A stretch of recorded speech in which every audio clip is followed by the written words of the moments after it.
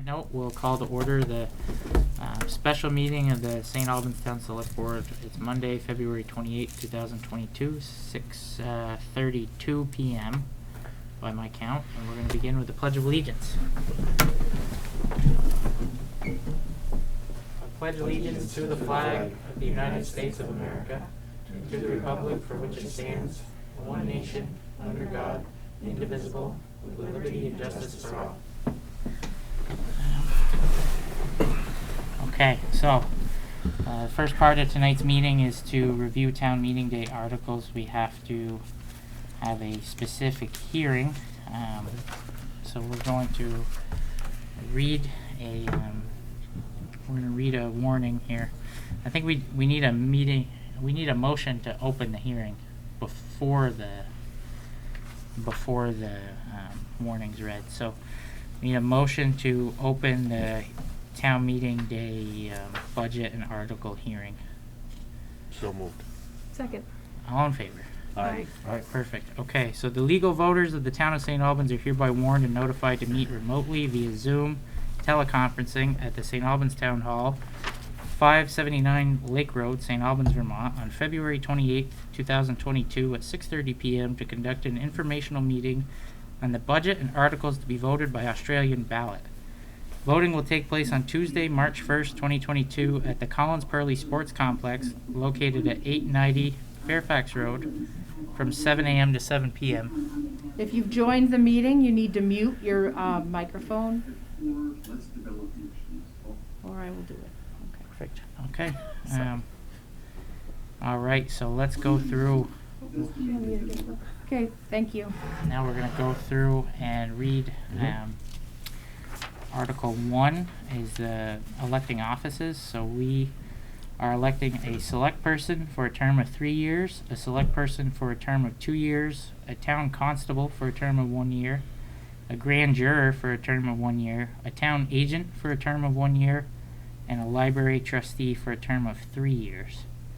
Are there any questions from the audience about the elected offices? Article 1. Okay, moving on to Article 2. Shall the legal voters of the town of St. Albans authorize the select board to spend an estimated $5,301,687 for the town general expenses, of which $4,517,431 is to be raised by taxes? So that's the budget. We all have a copy of the budget in front of us. We're prepared to answer any questions. Does anyone have any questions about the Article 2, the town's budget? Okay, moving on to Article 3, which I think could be usually is the one that gets the most votes out of anything on the ballot every year. Shall the legal voters of the town of St. Albans authorize the select board to use up to $200,000 of prior year general fund balance to reduce taxes for fiscal year 2023? So you were clear, I'm going to be, is there anything else you could say? No. Okay. L. Jeffy. L. Jeffy? F.A. F.A., sorry. Are you trying to speak to someone at the meeting, or did you just unmute unintentionally? I'm sorry, that was unmuted on this place. Okay, No problem. No problem. Okay, so here's the next one that we might have some questions on. Article 4. Shall the legal voters of the town of St. Albans authorize the select board to fund a public works and parks equipment replacement fund in the amount of $200,000 each year for a period of 10 years? Does anyone have any questions about Article 4, the public works and parks equipment replacement fund? I actually have a quick question, Brendan. Sure. So on that one, I had a resident or two ask me about that. So I just wanted to make sure the answer is out here. Mm-hmm. So let's say this passes and we get 200,000 this year, 200,000 next year, and there's 400,000 or so. What's the process for us to actually buy a truck? I'm assuming it's there. It's not simply just the director of public works can just go out and buy something. No. What's the process? How is that going to work?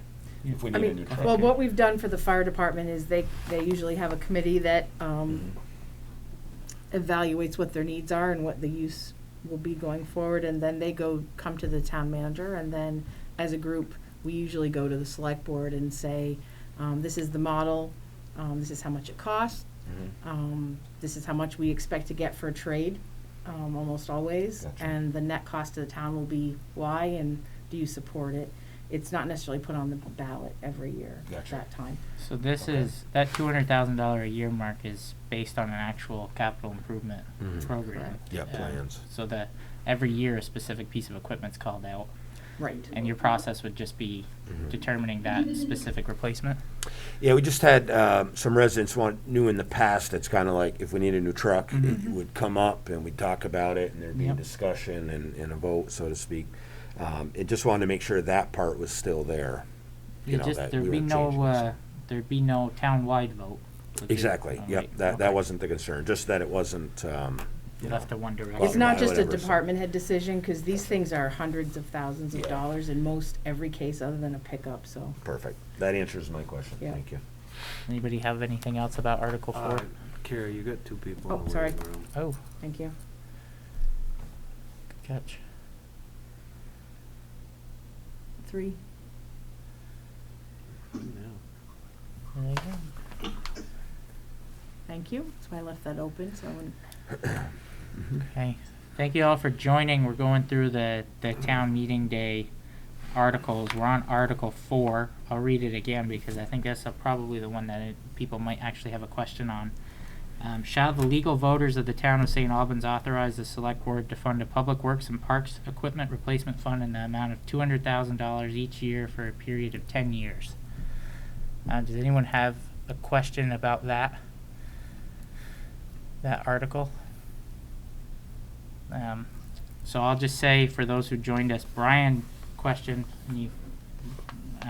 whether or not a department head could make the decision to purchase specific pieces of equipment even if they're following the replacement schedule. And Carrie, the town manager's responses was no. A large purchase like that would have to follow our purchasing policy, which requires at a minimum the town manager's approval and select board being informed. So that was a question and an answer there. Does anybody else have any questions about Article 4 before we move on? Okay, Article 5, shall the legal voters of the town of St. Albans authorize the retail sale of cannabis within the town limits? That one's pretty self-explanatory. We left it up to the voters to decide. Absolutely a big piece of it. Look, we saw the president in his first joint address to Congress about 10 months ago in April. Karen, could you mute, please? People were much more optimistic then, and the president spent a whole lot of time It's talking okay. You about can mute for her. I accessibility, tried. Oh, okay, vaccine. there it worked. There you go. Perfect. My little hand wouldn't go to the arrow over there. Any questions about Article 5? Mhm. Okay, Article 6, shall the legal voters authorize the select board to add $10,000 to the previously approved allocation of $15,000 to the St. Albans Museum for a total allocation of $25,000 for 1 year? Does anybody have any questions about Article 6? Okay, so that's the end of our warning. Those are all 6 articles. Last chance, anybody have any questions about the... Okay, so we take a motion to close the hearing. I'll make a motion to close the public informational hearing. Second? Okay, any further discussion? Okay, all in favor? Aye. Aye. Okay, now we're back in our regular select board meeting, well, special meeting, but, so now we're moving on to, we're gonna move on to the policy review, since no one had any specific questions about the budget when we brought up that budget article. So we have the records management policy and retention plan, and then we have, the disposal of town assets policy. Were there any corrections or changes that needed to be made before we entertain motions to approve them? I think we had talked about, and there had been, for the records management, we had talked about whether it would need to be specifically for physical copies or digital, because we recognize digital could stick around for quite a while. Mhm. I think we had talked about adding some language in either the purpose or the I think the scope talks about regardless of form or characteristics, so I'm wondering if there was based on the information, that we're gonna use the same policy for both digital and print at this point. Okay.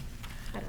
I mean, that was our intent, Corey and I talked about it earlier, because also in the policy statement, it says all written or recorded information regardless of physical form or characteristics, so Mhm. I felt like it covered everything you could possibly think of. I mean, if we think of something different later, we can add it, but that seemed pretty comprehensive. Yep, so it sounds like we will not be keeping digital copies in perpetuity. We'll follow this policy for even digital records at this point. That's how I'm reading that. Yeah, that's how I would read it too. Was it our consensus that we wanted to try to keep digital copies longer? Well, Am I yeah, I remembering that just thought, correctly?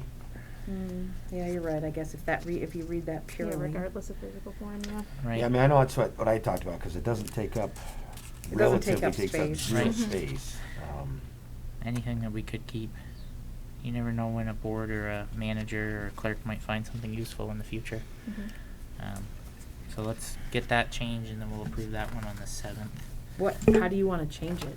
So either Like, or amend the purpose and with scope. the exception of digital, the digital format? Yeah, and I would say things that are, it might be important to put that are already in digital format. I mean, I don't think we want to have, if we had stuff that was just paper, I mean, I don't know what other people think, but I don't think we want to go through the process of digitizing stuff that isn't already digitized, right? I mean, I think the other thing is we could just follow this for the digital as well. I mean, there's, I'm not well informed on, kind of a lot of record maintenance, like best practices, but I mean, if we don't need to have the physical copy for a long time, there may be some, benefit to not keeping the digital copy as well. Just if, Mhm. if There are a lot there's, of- just again from like, it does take storage, but if, I think right now it feels like storage is pretty accessible, so if we do want that, I think we just need to have some sort of amendment somewhere that says that. Cause it also is referenced regardless of form or characteristics in the policy statement, so it's pretty consistent throughout that it's referencing any other kind, so, Oh, definitely. yeah. I'm not sure, the scope of changing it would probably be, either it would need Well, I think some if you, clarification. I think if you went that route and you wanted to keep certain digital files, because Mhm. like we're digitally copied on like Act 250 filings that are Mhm. that would qualify under the the legal requirements of what is a a document requiring retention, and it could get pretty massive of a cloud pretty quickly if we stored everything in perpetuity. But So maybe it is better just to go with, the state statutes and just following that with digital as well. I mean, it feels, on the one hand, it's like I feel like I save all my digital stuff, Mhm. but I'm also just a one person. I'm not a municipality with lots and lots of information that's coming in and to be managed. So, and it would be consistent with what the Yeah. state statutes are. I was gonna ask Eric, Carrie, Corey, Anna, is there you see any positive reason to keep any of these digital things past when this schedule is? I think if we follow the retention schedule as far as paper copies and digital copies, we get rid of them. It's as simple as that. I mean, there's a lot of stuff that, we can't get rid of, like the land records, which are very important. But payroll, I think we have to keep for 7 years. Do we have it digitized? Yes. I mean, we have it on computer and we get rid of it after 7 years. Payables, you only have to keep for 3 years. yeah, And everyone's, the consensus from the folks who might be using it is that you can't foresee a reasonable need for any of that past 7 years or 3 years. I'm sorry, I didn't hear you. Can you see a reasonable need, Anna, for keeping any of those documents past this schedule that's on this form? No, I mean, the state is very thorough when they put out that retention schedule. And I mean, I follow it right down to dog licenses. I mean, there's records that build up that you can get rid of after so many years. Okay, thank you. Do we, is that the consensus of staff? I mean, how do, Jessica, Jonathan, how do you feel about that? I think we just follow this retention plan. I don't think we, do we really, if we have some digital bid award letters, do we need to hold them forever? I mean, Right. I don't really, there's some stuff on here is like permanent. Let's see, drafts of ordinances, plans submitted to public review. That's permanent stuff. Yeah, okay. But I think this is pretty well spelled out what we should be keeping and what we don't really necessarily need to keep. And that's exactly right. There are stuff, you have to keep, like septic system designs. You wouldn't purge that. You know what I mean? Right. But there's a lot of stuff that you do have to purge. Like, I mean, I have liquor license renewals going back to 2007. Do I have to keep them? No.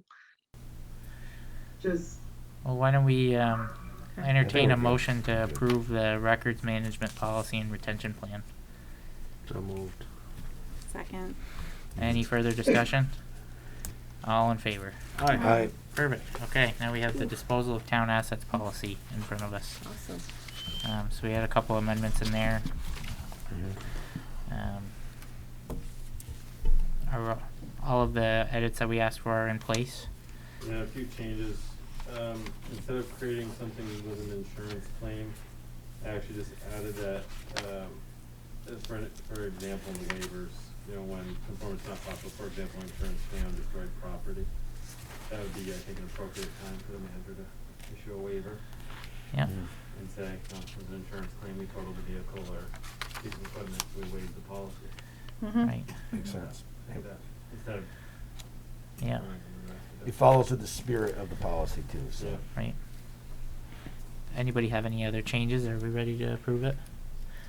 Okay, so we entertain a motion to approve the disposal of town assets policy. So moved. Second. Thank you. All in favor? Aye. Okay, so we'll sign these before we leave tonight. I think my name is misspelled. I don't know if it's just in the packet or. Okay. Oh, yes, sorry. So we're gonna get I'll it go correct. fix that real quick. Put it back down. It sure is. No one can get it right. Well, this is Jessica, not Jennifer. But at least that one looks like it could have been autocorrect. All right. So Thank you, sir. good. Thank you, sir. So we'll be back then. We'll sign those when they get back here. All right. So the equity and inclusion discussion. We have information from Aaron, and then Brian and Carrie have a paper copy for us too. So let's. Aaron is gonna share screen with us. Yeah, so I'm that- wondering if before I pop it up on the screen, I just wanna kind of talk, just kind of remind ourselves like why we're talking about this.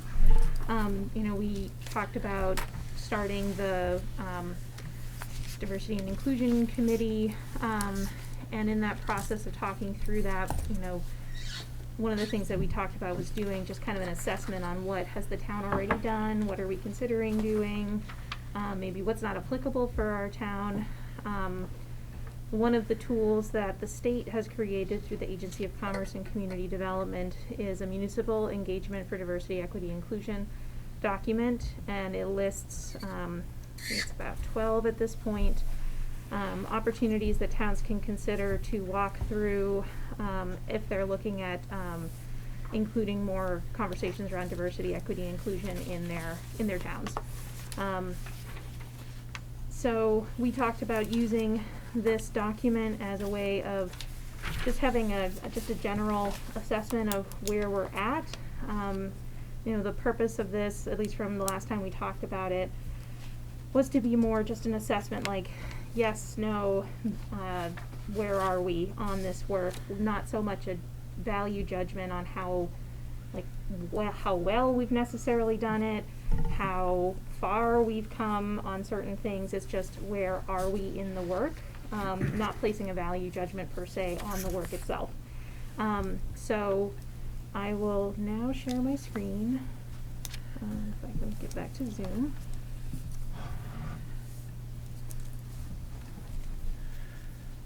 Okay, so it's up on the, should be showing up here for folks at home as well.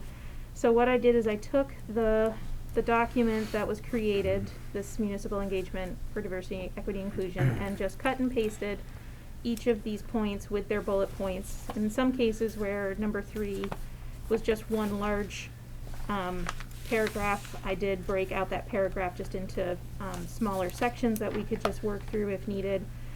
I made it hopefully to make this a little bit easier on us, a color-coded system where we can mark complete and would turn it green, in progress it would turn it yellow, not started and it would turn it blue.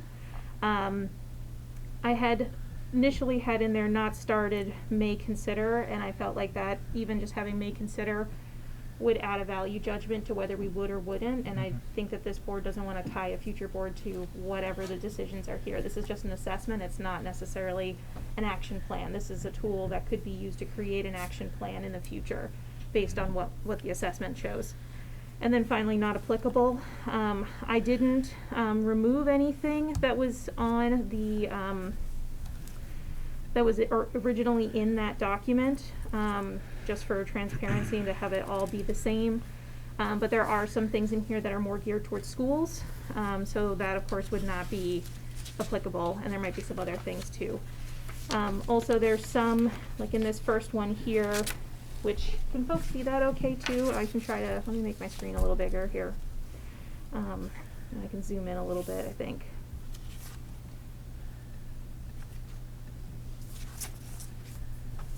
The problem is the bigger it gets, the harder it is to have it all on one screen. There is a section over here for notes. So if we're talking about something and wanted to jot down our notes about any of the decisions that we've made, I can try to take some quick notes here. So again, like the purpose of this is just to kind of do a yes, no, in progress conversation, you know, and not so much into, you know, we might have some things like, well, I feel like this one we could spend a little bit more time on, but maybe we'll just make a note of that and we'll just keep moving, because there is a lot to get through. I think that's the main reason to keep it pretty tight as far as like what the ask is of this conversation, because we want to get through as much as possible in the short time, or in the time that we have. So I'll pause there and see if anyone has questions, other thoughts, concerns. Go right ahead. Can be a good format. Okay. All right. So just as a reminder for this sheet, they are suggesting that the tool is starting from like perhaps the easiest thing for a town to do through the harder things. So that's the number, the order they've given to these pieces, but we may feel differently about them. So the first one is host a community conversation on justice, equity, diversity, and inclusion. The bullet points that are here are mostly examples of what that could look like. So I think if we respond to our progress on this, based on this first one, that might speak to, you know, without getting into like whether we're doing the examples. But first, host a community conversation on justice, equity, diversity, and inclusion. Thoughts on where we are in that progress? Not started, in progress, complete. I was going to say, if you're counting what we're doing here, then it's yellow, but otherwise it would be blue. Yeah, I think that's a fair assessment. Okay. So, and again, these are examples here, which if you want to make notes on any of them. So for example, Central Vermont has a Facebook group that's part of a larger network. There's a policy link. He's created community engagement. So these are things that I think the future select boards could refer back to if they wanted to continue that progress. Yep. I'm just going to make a note.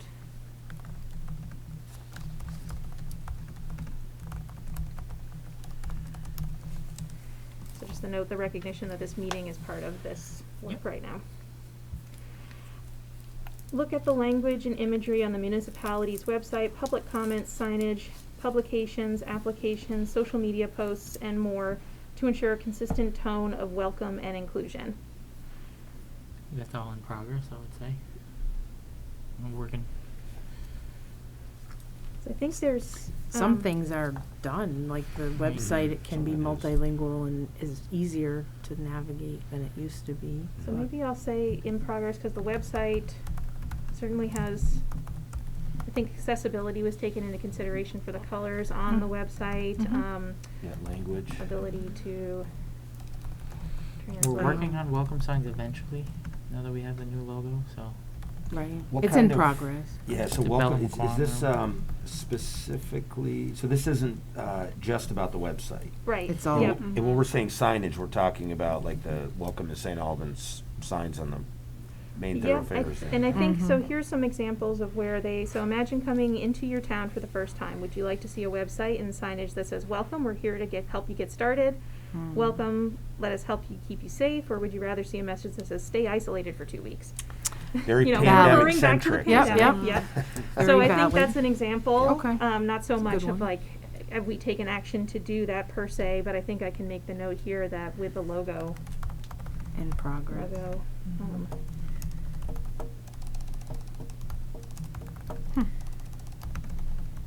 Well, then there's the, you know, I can think of a couple of things specifically we've done that don't necessarily qualify as signage, but, you know, the chant carving in the benches in Bay Park seemed to be a callback to indigenous peoples that, you know, whose lands those were. And then we're working with the Abenaki Nation of Missisquoi on the Bella McQuam meeting room sign to make sure that we're correct there.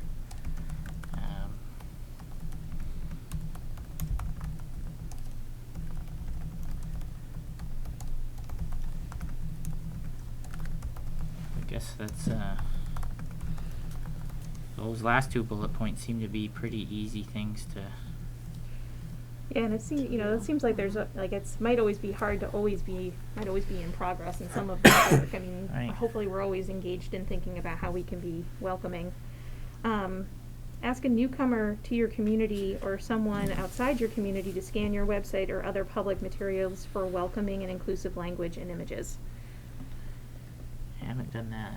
I was gonna ask, when we did the website, Corey, did we have the help of the folks who did the contact management system? Were they part of that? I don't, okay. No, we hired a firm to do our website. Okay. They do And is- what, like 4,000 other municipalities, some crazy number. Mhm. Yeah, so you can literally, on our website, it'll translate to whatever, 40, 50 different languages. Is ADA compliant.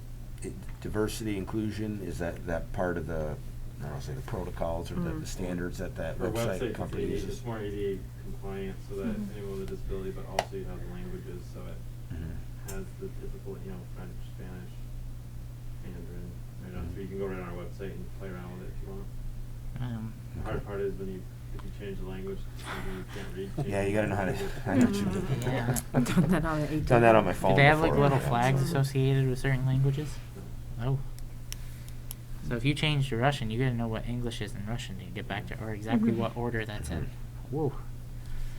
Not that I'm looking to change anything to Russian this week, but So the last bullet in this section says, consider including an encouraging statement for diverse candidates when advertising for jobs and appointments.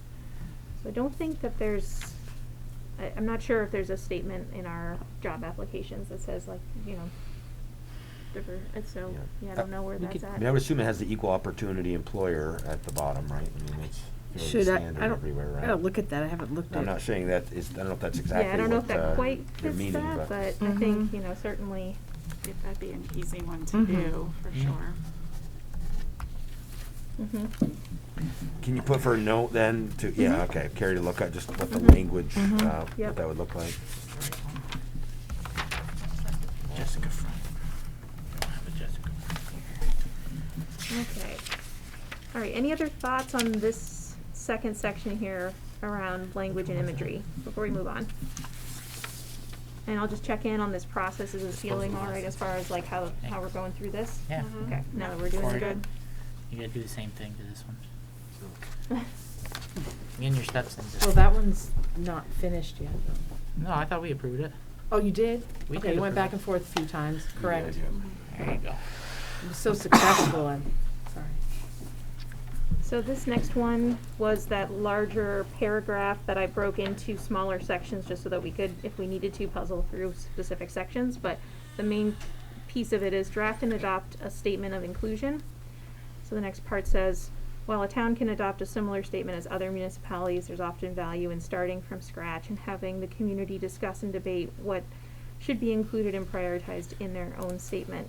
Using others as a guide, this process has a way of inviting conversations about the town that may not otherwise be had. Examples come from the following towns that are listed. Placing this statement prominently on the town's website and through other means will make clear the community's intentions. Say that's blue. Yeah. Mhm. that's- Although I did bring it up a couple times, so maybe it's progress. But I mean, yeah, that's something that, yeah, I know we brought up early on as something that would be important and very doable. So So, you're saying you're drafting it and you'll have it ready for our next I meeting? mean, the reality is there's one that's drafted that's really good. It's Yeah. right to the point. I think the point of this, though, is that that's great, but maybe you can Yeah. make it a little, Find some other stakeholders and give Yeah, them an sure. opportunity to add or subtract. Get Mhm. rid of it. That makes but sense. sometimes So simple, for- straightforward language is the best. For so. notes, who would be the stakeholders that we'd want to work with if we were to develop something like that? So I think that's, I Or is that beyond what we want to do tonight? right, I feel like that's a worthy question, and I think Okay. it should be, and I think that's why they put the statement of inclusion kind of at the top, because it's one way to kind of start having those community conversations, and then you're gonna Right. create something out of it. So that might be, if we're doing an assessment of like where the next select board might start, that might be one of the ways to do that. Mhm. Yep. Okay. Okay, ensure your municipality has an ADA designee for accommodation, inquiries, and complaints. Do we have one of those? We do. Yep. Jen, right? Yep. That's me. That's you. And she's aware of it. We didn't just give Yep. that. Yeah, to So her. there's some additional bullet points, Jen, you probably will be able to answer these. Like, do you, are you able to have regular training on ADA? I haven't yet, but Mhm. I welcome it. Yep. I mean, we get regular notices from that department in the state. I mean, both Mhm. of us get it Yep. regularly, so it changes in laws or nuances like that. We haven't turned any down. I don't know of any specific training they have for that, though. We should ask. Yeah. The person can help the municipality examine its website, meetings, communications, and events to ensure full accessibility by people with disabilities. Yeah, between Carrie and I, we do, and I would work with John and Alan Mm-hmm. when they have events at the parks to make sure they have a handicap Mhm. porta potty and easily accessible areas for Mm-hmm. folks to get around in. So I think this one, I'm gonna need help picking one because, I think it's in progress. I feel like 'cause Yeah. it's because always. it's always gonna be in progress. It's but- always in progress. Everything we do should be in progress. The sign language interpretation. Jen, do you want another hat to wear in a class? Sure, Have, bring it on. Mhm. so that's ASL, right? American Sign Language? Mhm. Probably just a weekend training, maybe. Yeah, just a couple of hours geez, and you'll get it. No big deal. Yeah. It's a real language. No, it is, It definitely. is. That's what I Mhm. mean. It's. You know, Mhm. I have a tough friend as from high one to school learn that's French. got working on her doctorate in that field of auditory. Mhm. It's there's some people out there that are very, very immersed in it. It's, So the next bullet is engage the Vermont Center of Independent Living for resources for people with disabilities. They offer technical assistance to municipalities around community access to buildings, meetings, and more. So is that an organization that we're typically engaged with or engaged as needed with? I think we're I already, haven't, but I would, and that's one of the nonprofits that we provide an allocation to. So I know who to reach out to if I need to. good enough. Okay.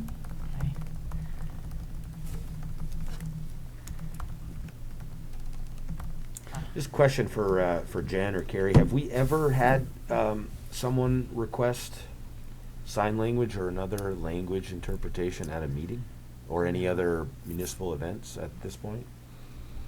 I haven't in the last 10 years. I know that And I don't know if Anna's still on there. I've been at a town meeting day where someone wanted that special, they were hearing impaired and they wanted to use that phone that we're supposed to have Yep. close by, but Right. that was 12 years ago or something. Right. Okay. So we Well, I think could- we had And, that. and now we have a different way for them to, vote. They can vote visually through a computer now. Very nice. That's great. So if we, Yeah. should we, And, there's, people that come into town hall and, they might have an impairment or another, and we just converse the best way we can, and everything is fine with them. make it work? Yeah. So is there, do you think we'd put any, and again, I don't wanna go too far down the rabbit hole, but would there be any value of making a note to maybe get in touch with that Vermont Interpreter Referral That's right, Service, yeah. just to have a relationship? To know if that ever did come up, this is how long it could take or what the associated costs are? I think that makes sense. Just to make a note of, That's probably one email back and forth, and then you've got a reference Yeah, you point know at what to least. do. Yeah. Yeah.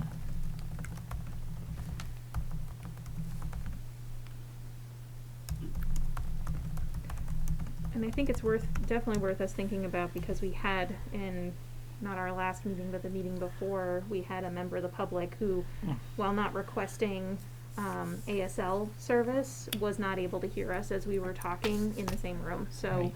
you know, that's an accommodation that, for us to have open meetings, we need to think about as well. So, Right. yeah. And one I've already taken to the building committee for the new town hall so that we Mhm, can have a right. better speaker and microphone system in the Yep. meeting room. Mhm. So the last one in this section is work with local people with disabilities to discuss emergency preparedness. Resources can be found online through VCIL. So I don't think we've done that yet. That seems like a really interesting thing to do, though. And as you know, we have tried to arrange to set up emergency evacuation from town hall and things of that nature. I think once we touch on that, I think this would also be included in that. But now that we have Franklin County Sheriff on board, we can, hopefully schedule a meeting where we can sit down and discuss this, cover this as well. That makes sense. Mm-hmm.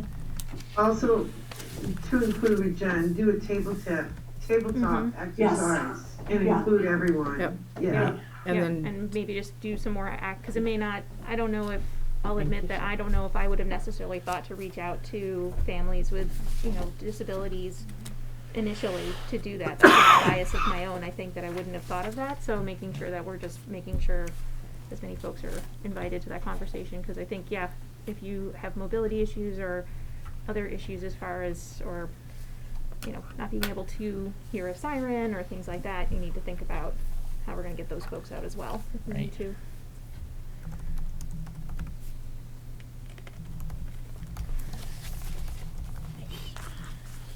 I mean, there's a good part to the fact that we're building a new town hall, and that's been discussed Mm-hmm. for evacuation in a vault in the entire building, that it's now current with all of those requirements. We had to make accommodations in this building, but the new one is up to date. Standard, yeah.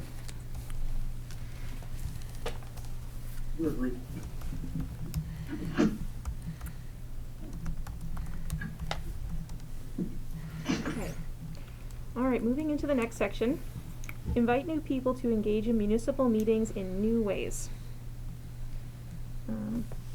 So I think to get into this, maybe it's just looking at some of these bullet points.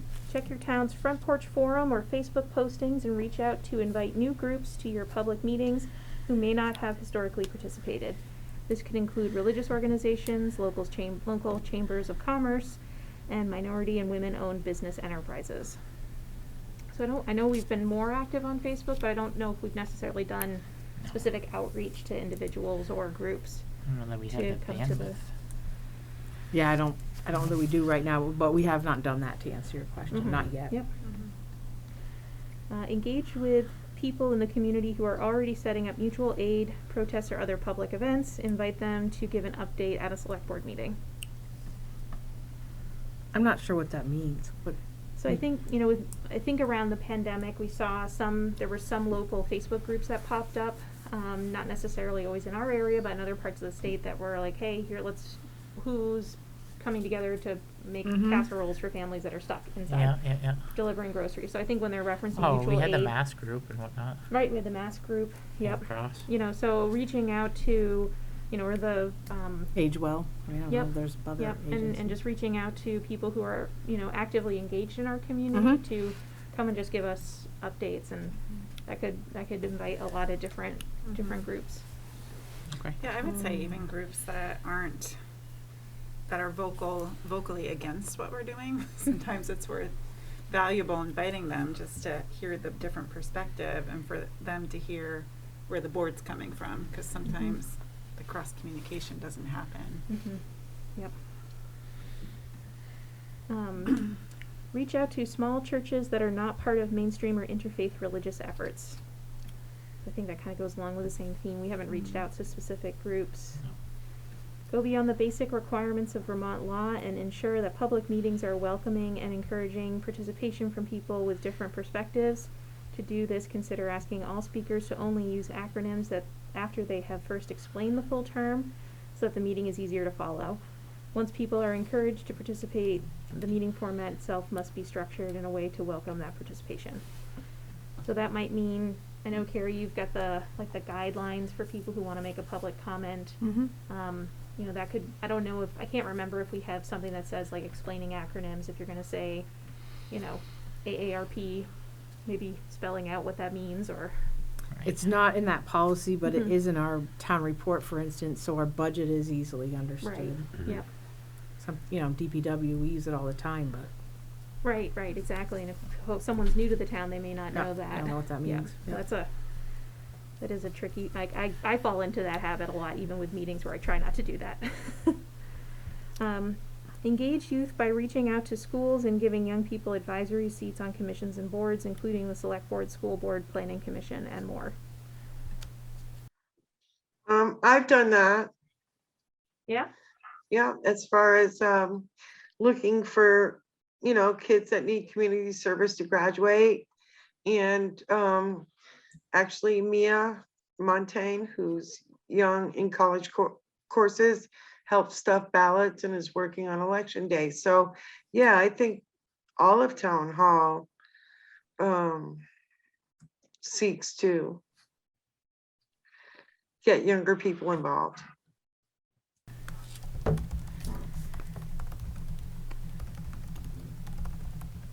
I think that what Anna's talking about might be the next one down. Would you agree, Aaron? Oh, Could yeah. be. Yep. Yeah. Yeah. Could be. Yep. I think this one is. But it's also the one above too, because I do get in touch with like the schools to see if anybody needs, that 10 hours that you need to graduate. Yep. It's Yeah, I think I might, we engage with schools around volunteer efforts, but less at this point around like actual engagement on a board of some Correct. kind, right? Oh, I guess. Yeah. Yeah. so we could. That'd be like having a seat at the I table saw the here. Ian Moore. Mm-hmm. I mean, we did get Yes. we have an intern, maybe that's something the intern could do for us. Yeah. Yeah, the next one down, Anna, is almost exactly what you just Yeah. gave a great Right, example of. right. Yeah. I mean, there's kids that call that have to do community service for getting in trouble. We try to help. Mm-hmm.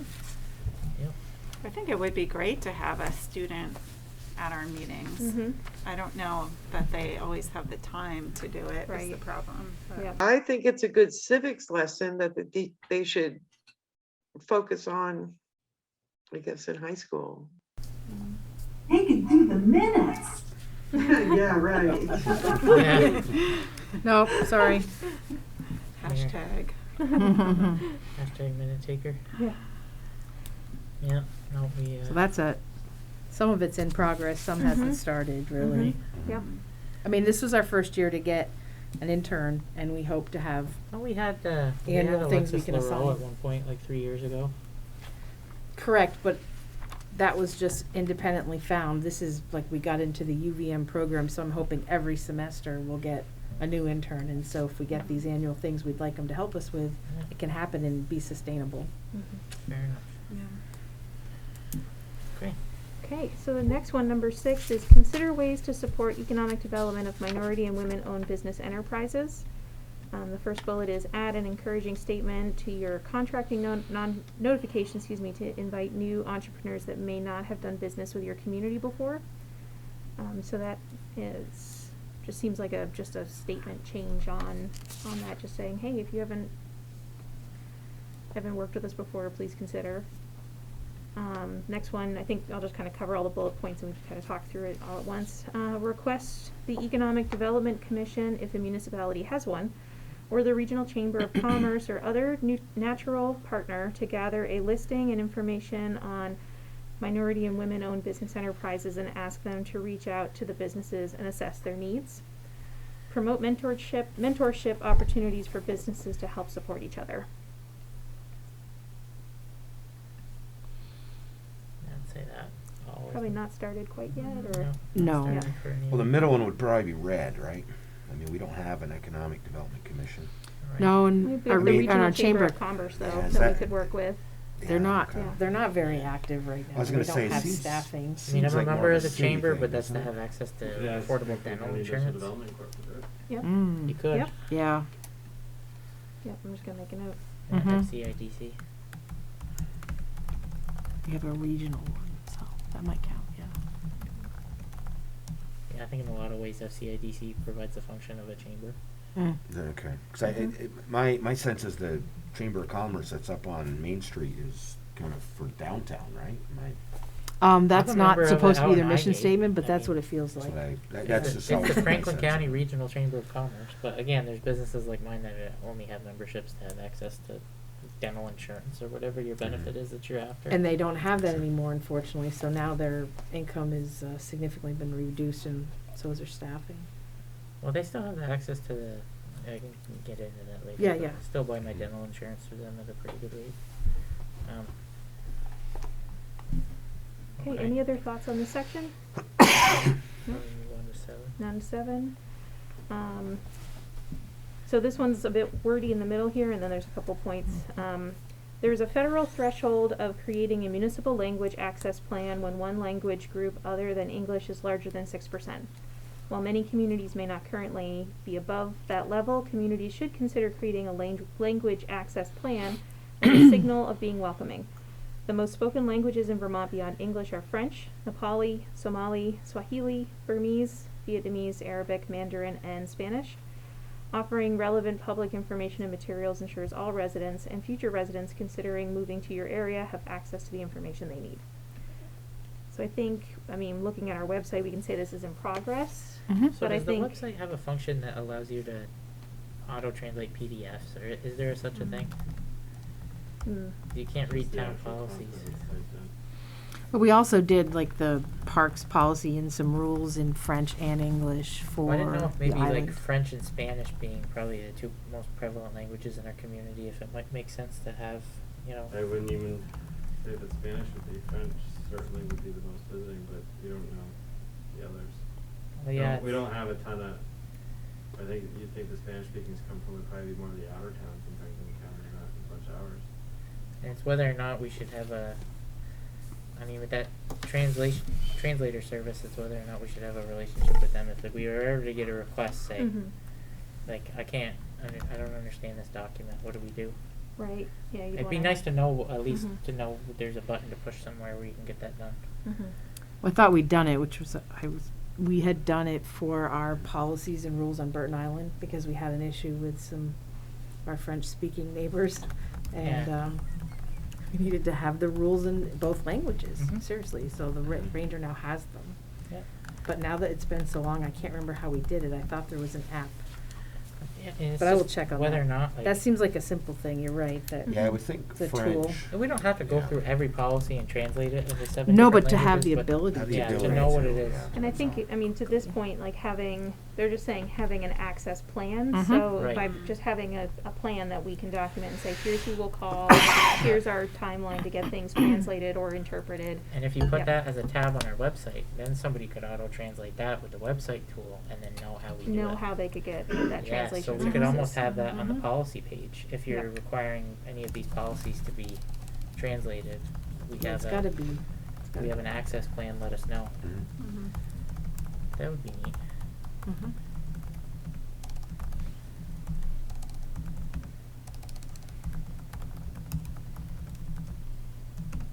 Okay. All right, so these are similar things here.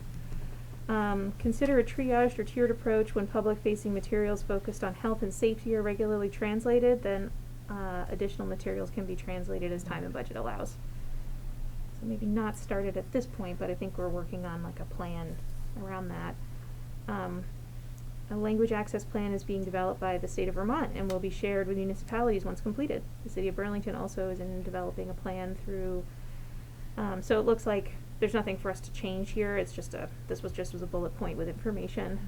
While not directly applicable, the Vermont judiciary has a language access plan that could serve as a guide for communities.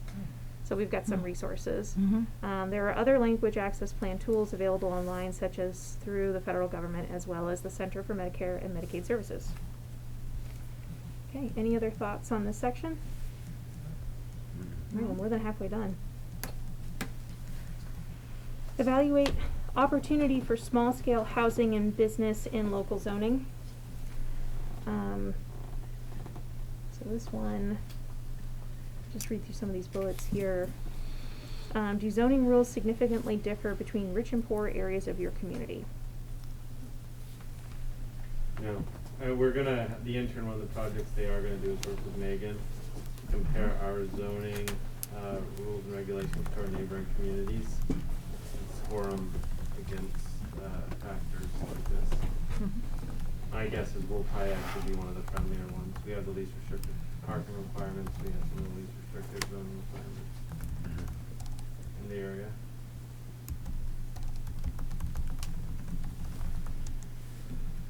How easy is it for a small business, micro enterprise, or seasonal vendor like a food truck to set up shop in your town? Food trucks issues actually at A&R one. Mm. We can only have a 3-week, state of Vermont only allows a 3-week permit before they need a wastewater permit. Yeah. What's A&R? Agency Agency of of Natural Natural Resources. That was the. Brian, it's the Agency of Natural Resources. I just want to make sure that's spelled out. Thank you. So that's, I thought you said A and R, so that's why I'm glad I asked. but that was an issue with like the Al's food truck. Mhm. A&R started cracking down on that last summer, so. Yeah. Mhm. That's But as really far good. as like small businesses and micro enterprises, which there's not a definition here, but I'm not sure if we have anything that would preclude like smaller businesses or. No, we don't vote on allowing a business into our downtown like some other communities do. Mhm. So I guess I don't know, like maybe I'll just put it in progress. I'm not sure if it's ever, I'm not sure how to label this one, because these questions are more like yes, no, or like asking for I would specific. say we're as easy as the state of Vermont allows us to be easy to set up a business in town of St. Albans. We don't put any, Right. as long as you're a use in whatever zoning district you're in, which we have a pretty broad use. Well, that's And I that's think where you're gonna find this intern's gonna be evaluating mostly is Mhm. your conditional Mhm. uses. Yeah. Mhm. I think the recommendation might be to allow more conditional uses across different districts. I think Mhm. we'd To be which, open to that. yeah, I think we would definitely be. You know, does it make sense to allow a housing development in an industrial park? Probably not, but, you know, there are other opportunities. We had to do a interim bylaw that 2 to 3 years ago maybe to allow daycare centers in an area that should have definitely already allowed daycare centers. So we're pretty responsive as needs arise, but it's nice that we're gonna do that ahead of time now. Mhm. So the intern's gonna help us be looking for like conditional, what was the word, or? From a pure business perspective, like Mhm. they don't need a permit from us to set up a business, they just need to make sure that whatever business, if they're in an existing building, it's allowed and. If it's an allowed use. It's all state rules. Or If it's a permitted use, you don't need it. If it's a conditional use, you have to go through the DRB, but the pathway's there. Yeah. But I went, Our fee schedule is pretty darn affordable for DRB appearances too. So that's not but necessarily. like when I think of like a barrier. food truck or a food thing, that's all state regulated. Mm-hmm. Right. You know, that's health department, that's, you know, wastewater. Yep. The next bullet's gonna be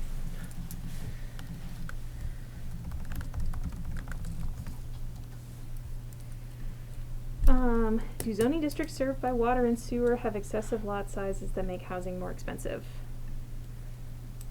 I think it's something we're evaluating now as part of that Yeah, we're check-in. doing it, I think by law, I think we allow 8 acre Yeah. zoning, which is Pretty small. You said an eighth? 1/8 acre. Yeah, Mhm. 0.15 Which or so. is- Yeah, which is a- 0.17. Well, then we have density bonuses for affordable and senior housing. Yeah. So that's definitely, and that's a 30% if I remember correctly, so it's pretty sizable. Yeah, again, we'll see comparison to other communities, but it was probably the most generous. I think that from a land use perspective, that density bonus being for affordable, and I don't know that we shouldn't maybe ramp that up a little bit, just from a general perspective, just And you just not gotta think having where to have a we use. have water and sewer is our growth centers where we want dense like if you think of like, if you go up to Harborview, those houses are pretty tight to each other. Yeah. Mm-hmm. That's I where mean, you I have would water and say, sewer. sounds like on that question, I mean, I know we're not, but the answer is no. I mean, Yeah, it looks I think we're as aggressive as anyone in the state of Vermont on that. You don't really get much smaller than 1/8 acre Mm-hmm. zoning. Yeah. So that's probably a green one on that. If that's the, I mean, the state's rewriting this law right now too, so it's gonna be something that's gonna be reevaluated in 6 months when they Mhm. tell us what the new rules are.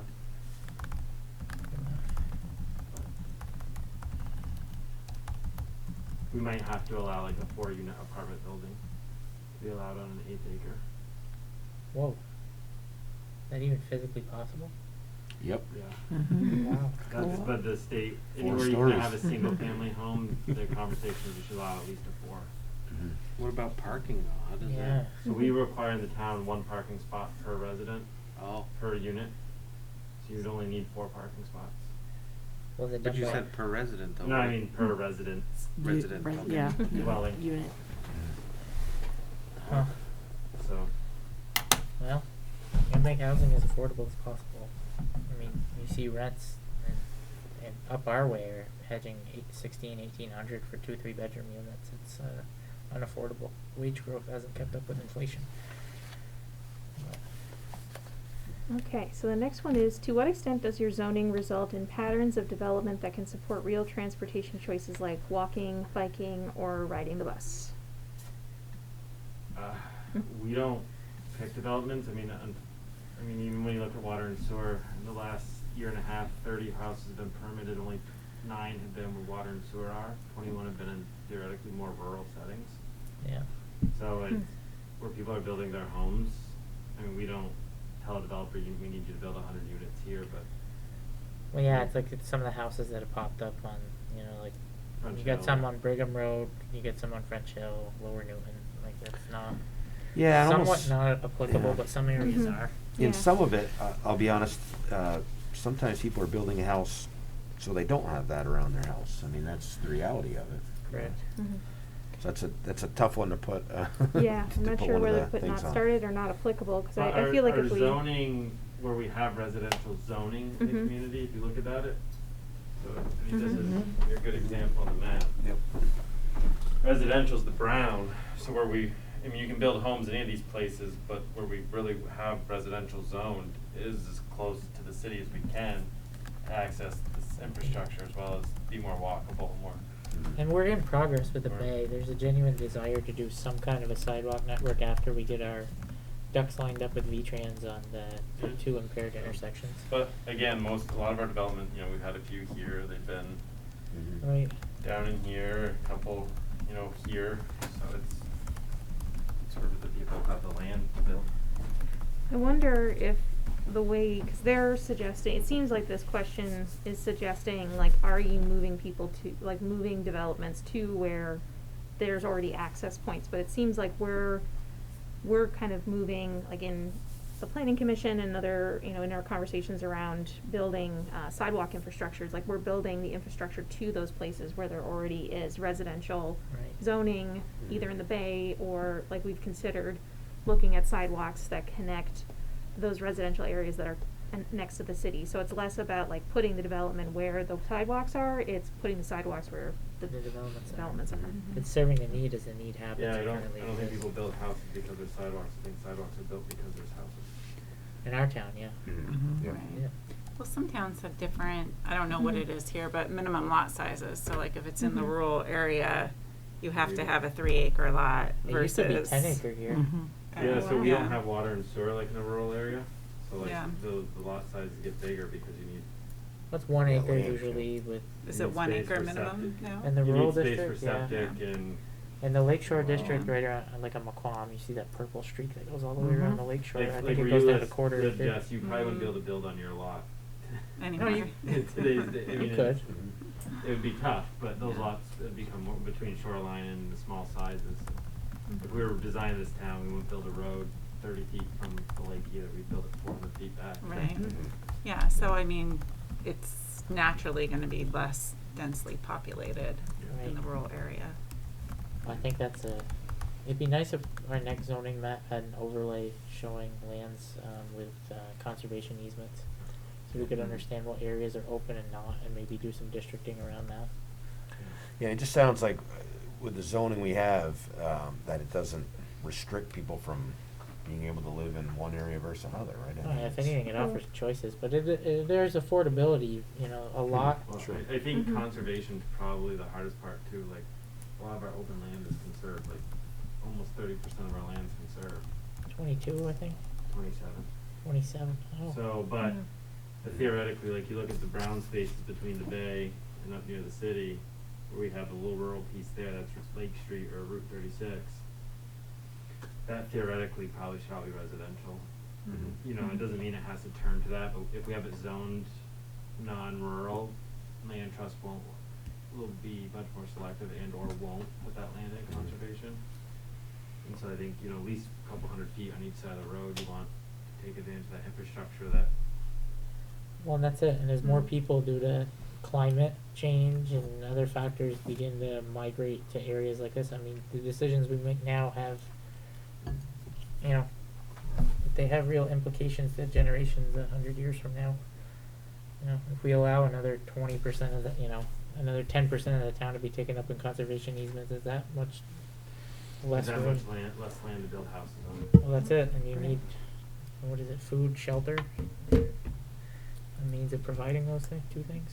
Most of the important things we offer. But I just had a quick question, or hopefully it's a quick question.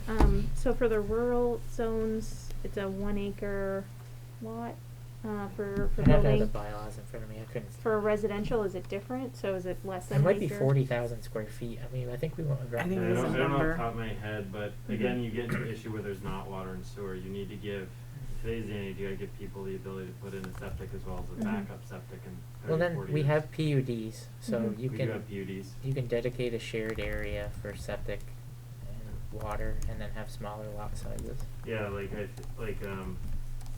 like those condos on Kellogg there. Yeah, I mean, Those are Pretty that's a simple. PUD. You've got yeah. yeah. So we allow for. There's a lot of different PUDs. ways of subdividing that aren't just straight subdivision. And a PUD stands for Planned unit development. denser. Mhm. Oh, I'm sorry, no, steal your thunder. Okay, so the next one of this is, I think we've sort of touched on this, but I think we could just capture some of those notes. I believe it's a conditional use in all of our Yeah. residential. I'll confirm that. For what I was about to read? Yeah. Okay, so I'm just gonna read it for folks that, so our small scale residential use is like a fourplex allowed, on the same size as a lot as single family dwellings. So you're saying, that we think so? Conditional. I It's a- think it's a conditional use. I just Mhm. without having the. It's hard because we have different rules where our growth centers are versus other where there's water and sewer. Mhm. So to be definitive stuff. But we did look at that in this bylaw rewrite we're finishing up. The big issues that we got from the American Planning Association were not allowing dense enough development around schools, which we don't really have a school in our community. And we do have our most dense housing right around the schools that are in the city, so. Parking requirements, the city just changed theirs to 1.5 parking spot per dwelling, but they were at 2.5, we were already at 1. So no one wanted to go less than 1, which I think makes sense to have at least 1 car. And then it was this piece here, and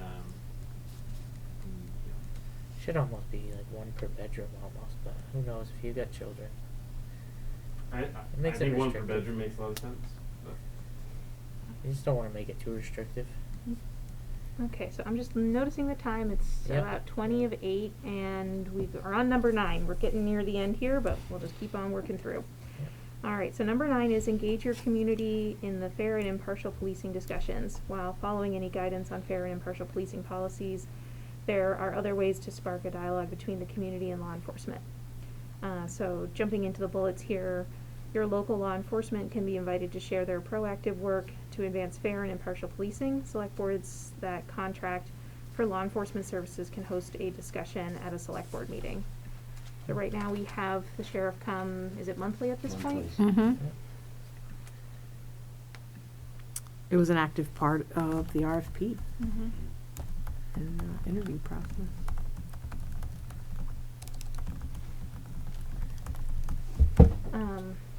And they also, I assume, attend the police advisory meetings as well. they've Sure. made most of, someone in the office has made most of them. They might have missed 1 or 2 because of like the call. Yeah. Same we can, So, maybe we can put that in there too. Mhm. right?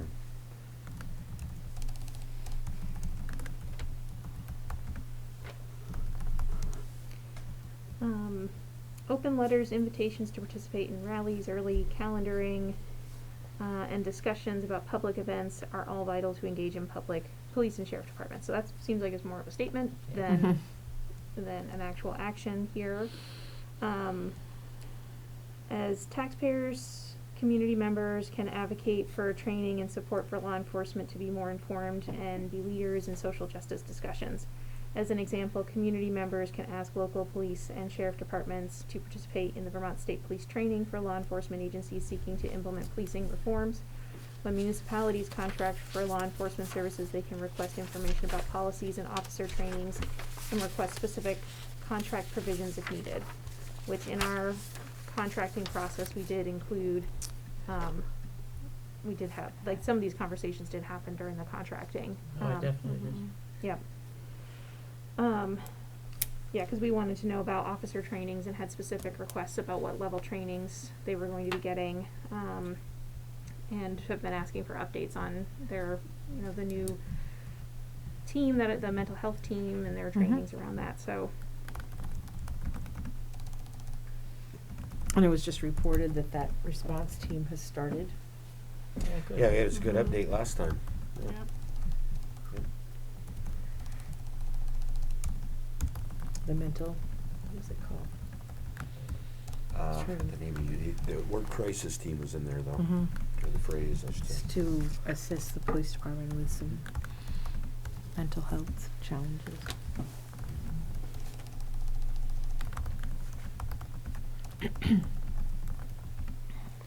Crisis response team, I think it Mhm. is. There we go.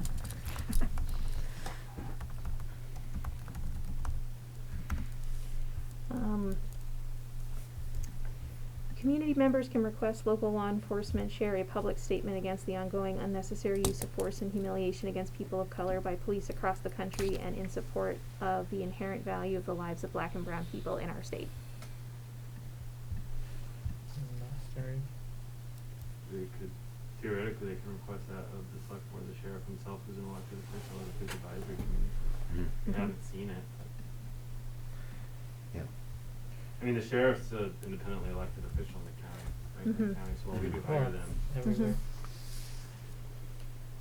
I think- accountable to the voters. You know, one thing, and it's not listed here, but I think, and let me just make sure it's not in another section, you know, it doesn't, I'm just gonna put in progress up here as well, because we don't have a place to note that we have the police advisory group, and we also don't have a place to note the survey that's going out twice a year, and the fact that it was included with our ballots. So I think that those are things worth noting. And I don't know if the select board would be okay, but I know, Dr. Williamson's on the meeting, and she's part of the advisory board. If there was anything that she felt like we missed, I don't know if people would be okay with that, since she's here. Not to put you on the spot. Warning, we should have warned her. I know, sorry. Are you, did you? I'm here. Yep. Okay, excellent. Sorry, I had to get my mouse to start working again. Yeah, it's okay. Yeah, I mean, I think this is basically correct. I'm just wondering, sort of from my perspective, like, why is the sheriff reporting to the select board and to the police advisory meeting? Like, why is that a dual thing? I just don't understand, like, what's the purpose of him doing both, when it seems like the police advisory committee was set up to be the liaison between the sheriff's office and the select board. It feels like we're being cut out with that scenario. We've always had the leading law enforcement officer update the select board on a monthly basis, even before we had this committee. So it's not that it's your committee's being cut out, but I think the select board as our biggest contract and obviously our most noticeable public contract other than DPW, I think the boards usually appreciate having an update directly from that law enforcement officer. Certainly if you'd, as a committee, the chair of that committee can come and update us. The intent always has been that you update us on any trends you see yourselves, so it's independent. You're acting as an independent committee that says, hey, the sheriff's reporting this, we've heard these things, or that was the reason that select boards have asked for the town manager for me to make sure that happens. And people could come directly and ask questions at that point, but we thought having that committee would be more approachable. They wouldn't have to come to a select board meeting, or even the sheriff. They could go to your committee and feel at ease there. Right. Did I miss anything, Corey? Yeah, I'm just not sure would not want to be kept up to. I mean, it's usually 20 minutes a month or so, and I think it's worthwhile. And I do know that the police advisory commission, obviously, or committee, goes way more in depth than we do. But to have that 20-minute update every 30 days, I think is a good idea. Definitely. Yeah, I feel like we get less than that. I mean, maybe Corey can confirm, but I feel like the sheriff sort of thinks of us as like doesn't need to show up. That's kind of how it feels to me. Sometimes they show up, sometimes they don't. They don't really know what they're talking about. They don't come prepared with like any information. Yeah, I don't know what they're reporting to you. I've been out of the loop for the past couple of months, but with attending the select board meetings, not with the police advisory. I've been with those, but yeah, so I don't know what he's reporting to you differently, but it feels like we're not really learning any extra information from the sheriff's department at all. The intent wasn't that you learn extra. It was that you this conduit. Well, I mean, the last time, Dr. Williamson, you came, we specifically asked for exactly what you got, and we got information. The select board got some of that information. So I'm not sure to say that you don't get any information is accurate. Maybe you're not getting something specific, and you can work with Corey and I on that, but the police advisory committee gets all the information that gets sent to town hall to Carrie or I. With the monthly reports. Some months they've been late or haven't come. That's certainly the case, but it's always been either the sheriff himself or Paul Moritz or someone else in his staff there. Like I said, we've only met since April, so we've only had about 10 meetings since the police advisory committee. The sheriff's department's probably missed 2 of them, maybe 3. So there is that. But I mean, he did miss. I can count the minutes, but so one of them, I think he texted me last minute. They had just an emergent situation come up,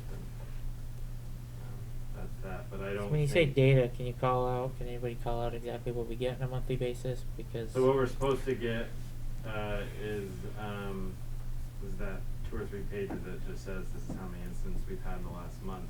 right, We've repeatedly asked for scheduling information, and Carrie's talked to the sheriff about that, about being a little more regular on getting us scheduling information.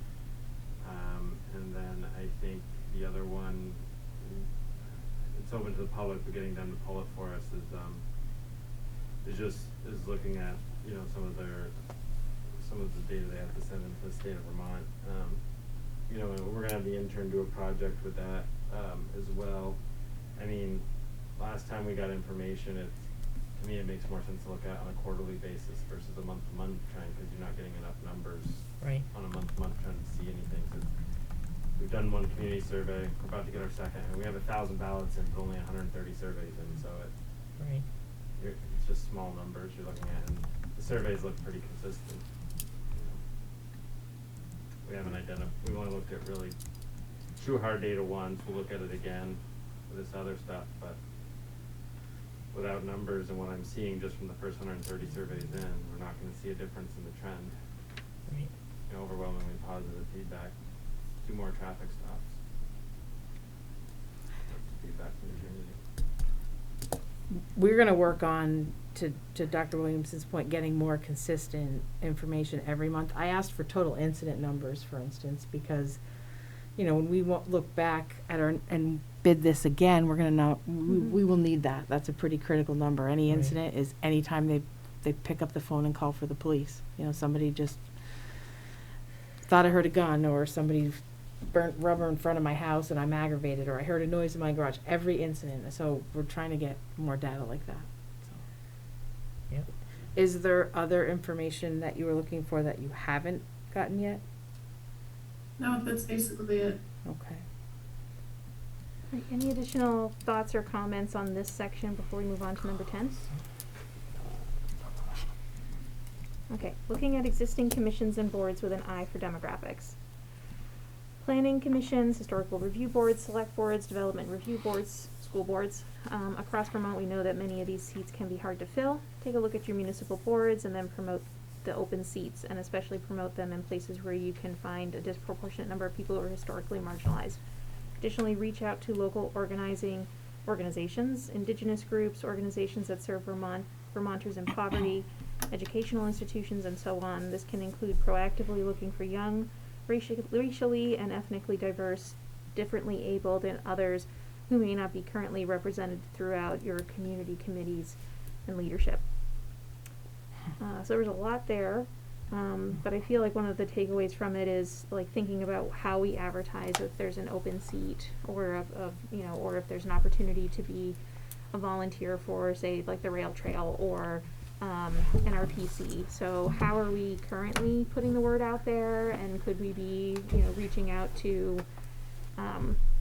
other, just reaching out to community partners and sharing that there's an opportunity to serve within the community beyond just a Facebook post or however we're doing it. So I think that's the suggestion there, but I'm not sure like how we're currently doing that, if we're posting or sharing if there's a chance for someone to join the planning commission on our Facebook or not. We are doing Facebook. We do our website. We do the local paper. We've even tried 7 days, I think. Mm-hmm. Not Vermont Digger at this point yet, but I'd be open to suggestions on that. We do Word need. of mouth, Yeah, I mean, honestly, that's what tends to work best. best, yep. But we're missing some spots, and I'm not exactly sure how to do it. It's one question I ask at town meeting day when I'm there in person, because people are fractured at where they're getting their information from now. Mm-hmm. I've tried sending job descriptions and openings to like the school, but the Mhm. school had very specific requirements for that publication, and I couldn't do that anymore. So I don't know. I'm not feeling very creative. I'm sure there's Mhm. other places that would be better. Yeah. Yeah, well, I think you said it well. There's a million ways of getting information out, but there's so many. Mm-hmm. There's just so many. There's There not is so one. many. You can't Mhm. just put it in the messenger. You can't just, Mm-hmm. Even like last year we did the police advisory committee, starting it up. Because then the messenger had a number of stories on it. I think Digger had a story on it. We had it online, we had it on social media. And we still we had to extend it like a month or two just to get, had to do some recruiting for some of the positions, so it was. I want to wasn't say, easy. and I want to say, wasn't there specific outreach to certain community groups as well? It's like the Abenaki Nation and the Siskoy. Yeah, I Yep. mean, so it's, to Carrie's point, I mean, I think this is the conundrum of all of the government. In the old days, people went to one place for their source of information, and it's so just desperate now. It's tough. I mean, but for sending, I mean, I still think direct mail is the best way to communicate, but it gets expensive. I mean, it's, even that, you do it. Yeah. One other one too, I still like is the Front Porch Forum seems to have a pretty big percentage of basically just email addresses of folks, and I don't know what percent they're at in the town right now. That's part of like the polymorphic move and collecting as many emails as we have. The goal eventually is to start to email out, Important information. Information like that on a regular basis once, we get to a critical mass and start to define that role, because we have to, the town, do our job, figure out how to communicate to people, right? We can't just continue to say, oh, no one reads the messenger anymore, Right. no one reads this, I think collecting emails is critically important for us, finding new creative ways to do that. Part of me is like, do you, when you think of like phone numbers, when you used to make phone calls, you don't, but like Maple Run somehow is able to leave me a voicemail that school's canceled tomorrow. Is there a way to, not a voicemail, but like a text message, like once a quarter, but it would cost the town probably $1,000 to send a text Yep. to that number. There are programs. Hey, do you want to click this link to figure out what's going on in the town this quarter? And I mean, there are ways, traditionally you just paid the messenger a couple $1,000s to advertise. We still have to for state laws and things, but do we have to shift that money best we can to Want to use new whatever's going to be creative ways? effective. Right, Yeah. right. Yep. Whatever's going to work. If that's a messenger, if it's something I mean, else. it's why I think mailing ballots is actually one of the best opportunities for us. I don't know how much we can stick in that, but that's an opportunity we're already paying to mail everybody. It's going to come from ballots, UPS. Right, Yeah. but like, I mean, the survey, but 17 think about like, later. you could, the city has the water department. I mean, we do have the stormwater utility now. I don't know if you want to send the update, but you get that, whenever you get your quarterly water bill, you get the update from the mayor about what's going on. Do we do something like that in our stormwater bills and stuff like that? Just trying to find. We had an electronic newsletter for a few years that was somewhat popular, but we still only got about 300 emails on Yeah, that. we're up to 700, like I said, or so on polymorphic, a little more, but we have 5,000 residents. So even that 700 is only Yep. Yep. 13, 14%. 14%. Yeah. So, Okay. looking at the Work next to do. one, I mean, a lot of notes there because there's a lot that came out of that conversation. So I think we could probably answer the next several bullets with just one answer here, perhaps.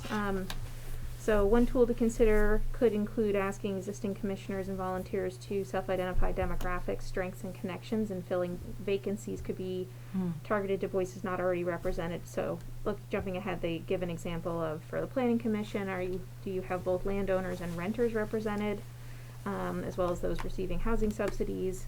So that might be, in thinking of targeted outreach, thinking through that. So I'm not sure, I don't think we have a practice of doing that with our board, so that's not started. I think there was, this one did not have, like housing, they just give some examples here. We don't have a housing commission. Conduct a self-reflective exercise to identify next steps to make incremental progress, which is, let me just go to the next bullet, maybe that'll be more instructive. Conduct a self-assessment for your community's diversity and equity work, similar to Brattleboro, with identified action steps for the select board and town staff to achieve. Hartford also has each town department complete an assessment, such as the Park and Recreations Department most recent submission. I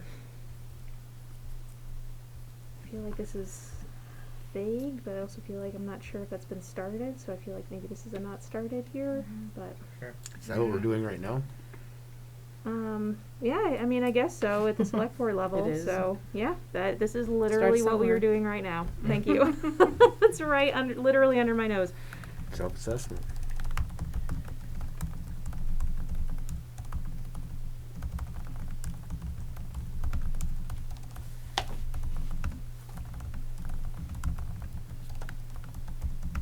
Okay.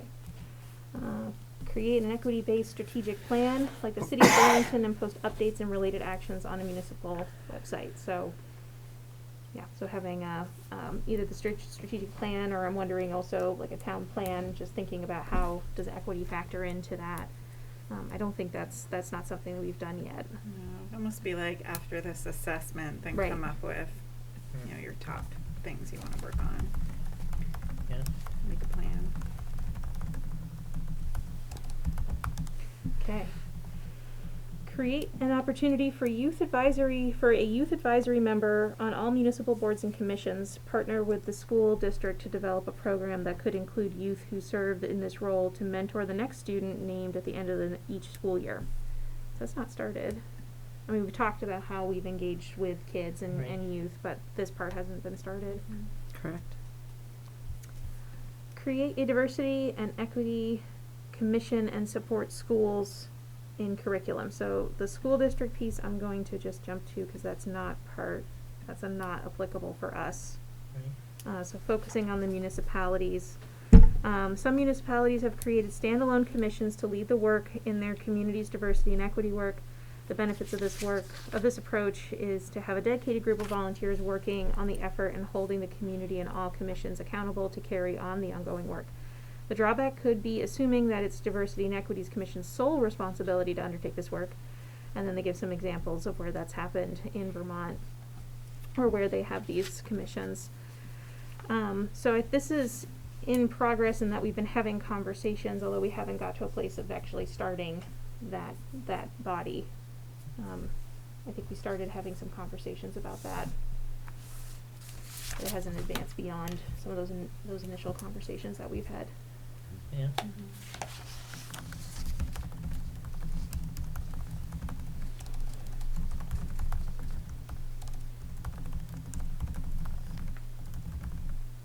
And this work is, like we're having this conversation in part because of the conversation that we started with that work. Okay, number 12. Break down data on the programs break down data on the programs the municipality administers by race, disability status, and other demographics to better understand who is being served or not. I'm not sure how much of our data is even, like how much demographic data and those kinds of self-identifying pieces of data we have at this point. Survey. Yeah, we're not collecting that data for, tax bills or zoning at this point, which is where most of our contact comes. Yeah, I mean, we hire out, the biggest place I'd see this is recreation. Mm-hmm. And we hire that out We with hire that out to subcontracted the city services. Mm-hmm. not for And we did it on the police advisory committee Survey, survey this yep. last go around, and the. that We was heard actually complaints that had nothing to do with policing the community. I mean, I think the demographic piece there needed, but surprisingly enough, I actually heard from maybe half a dozen people that did not like that information was requested of them in that survey, and that's why they decided not to fill it out. Give you insight into that a little bit. Mostly seniors. Actually, everybody I heard from was a senior. most of the people who took it, I guess the average age who took the police advisory survey committee is about 70 years old. Yeah. And that was based on a federal survey, right? Federally. Yeah, So- the federal survey has the demographic questions. Yep. They kind of just to see if there's a perceived difference among Yep. Not just standard. We were when just you're trying to polling gather. people for like a politics online, like in a telephone survey, they ask demographic questions so that they can weigh them Mm-hmm. appropriately. All right, and just to round us off here, we've got not started here, but I'll just read these last two bullet points. The first step is to collect demographic information on the users of municipal programs and assess how many people from historically marginalized communities are participating in meetings, availing themselves of services, and engaged in leadership and volunteering roles. It is a best practice to have people self-identify their demographic characteristics. So, I'm just keeping with that. Once information is collected, assess the success of each program in reaching historically marginalized communities, and then respond accordingly. If a community is underrepresented, engage with local leaders in that area to ask how to better engage individuals and reach people. And that started. But, okay, so that is number 12. Do we have any other thoughts, feedback, questions on this section? This gets us through it. A lot of yellow, a lot of blue, but you know, it's just a worthy exercise, I think, of just kind of knowing where we're at and just looking at doing that. It's a reference assessment. point. It's Right. a place to start with. Yep.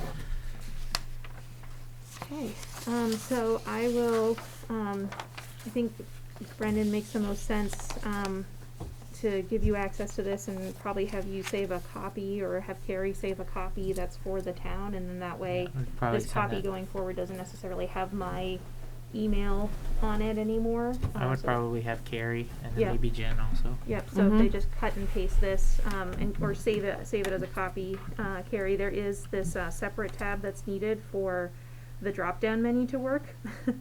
And if for any reason this gets sorted and you need to figure out what things go with what, this column A over here, does have numbers, so it could be reorganized by number. It's just hidden there right now because you don't necessarily need it, but that way you can be reorganized back to where it needs to go. So, Yeah, share it with both Jen and I. She's my spreadsheet wizard. All She right. loves spreadsheets. I We have love to do work spreadsheets on too. them. She really Yes. does love them. yes, well, thanks for this process, and hopefully it'll be helpful for the town, so, thanks. Thanks for Thank leading you. the discussion, Aaron. Thank you, Aaron. Okay, we need to, does anybody have any other business before we move into executive session? I don't think so. Yes, I do. Anna, left because she's getting ready for town meeting day tomorrow. She wanted me to let you guys know that she has received 1,078 absentee ballots thus far. Wow. Wow. 1,078. There's 2 playoff hockey games. This is like the 5th year in a row that there's been playoff hockey games on town meeting day. You'd think the VPA would Change it. well, we're probably the only one that also votes in their rink. I don't know, Highgate does the same thing. It's literally like the 3rd or 4th year in a row that we've had at least We one. have the winningest hockey program. Yeah, in exactly. Lions Base. Both Yeah. of them. Well, Both of Right? them. once So we have this same new girls. town hall open, maybe we can. You could probably move town meeting day there.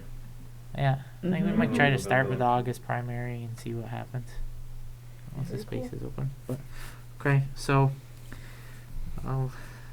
we need a motion to go, and somebody can just move this. We need a motion to go into executive session to discuss personnel, or personnel matter, where premature general public knowledge of the subject matter would place the town or person involved at a substantial disadvantage. And we're doing this under the provisions of Title I, Section 313A1 of Vermont statutes, and we are inviting the town manager to start. So we got Jonathan moved it, Aaron seconded it. All in favor? Aye. Perfect. 8:05.